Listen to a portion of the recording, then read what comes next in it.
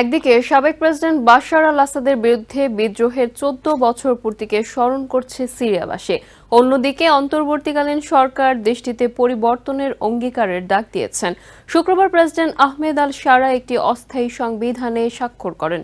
এর মধ্য দিয়ে অন্তর্বর্তীকালীন সরকার প্রধান হিসেবে আল শারা আগামী ৫ বছর ক্ষমতায় থাকতে নিজের অবস্থান দৃঢ় করেছেন। এছাড়া বৃহস্পতিবার স্বাক্ষরিত এই সংবিধানে বলা হয়, ইসলামপন্থী শাসনেই চলবে সিরিয়া, রাষ্ট্রপ্রধানও হতে হবে একজন মুসলিম। ব্যাপক সংঘর্ষ ও সহিংসতার পর বাশার আল আসাদ সরকারকে উৎখাত করার ৩ মাসের মাথায় নতুন অস্থায়ী সংবিধানে স্বাক্ষর করেছেন সিরিয়ার অন্তর্বর্তী প্রেসিডেন্ট আহমেদ আল শারা। ৫ বছরের জন্য কার্যকর থাকবে এই অস্থায়ী সংবিধান।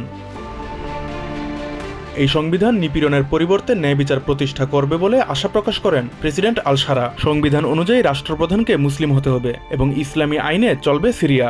সংবিধানে মত প্রকাশের স্বাধীনতার পাশাপাশি নারীদের আর্থসামাজিক উন্নয়ন ও শিক্ষার নিশ্চয়তা দেওয়ার কথা রয়েছে। আগামী নির্বাচন পর্যন্ত ১০০ সদস্য বিশিষ্ট একটি অ্যাসেম্বলি সিরিয়ায় আইনের শাসন নিশ্চিত করবে। তারা মন্ত্রিপরিষদ ও প্রেসিডেন্টের ক্ষমতা নির্ধারণ করবেন, যাতে করে দেশটিতে আবারও কোনো স্বৈরাচার মাথাচাড়া দিয়ে উঠতে না পারে। সিরিয়ার এমন পদক্ষেপকে সাহসী বলে মনে করছেন জাতিসংঘের বিশেষ দূতের মুখপাত্র জেনিফার ফেন্টন।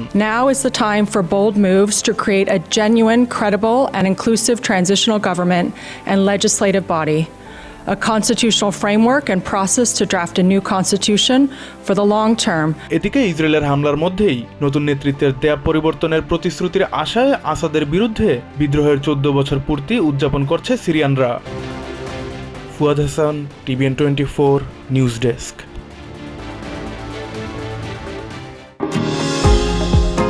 নিউ ইয়র্ক থেকে সম্প্রচারিত TVN 24 টেলিভিশন বিশ্বজুড়ে বাঙালির কণ্ঠস্বর।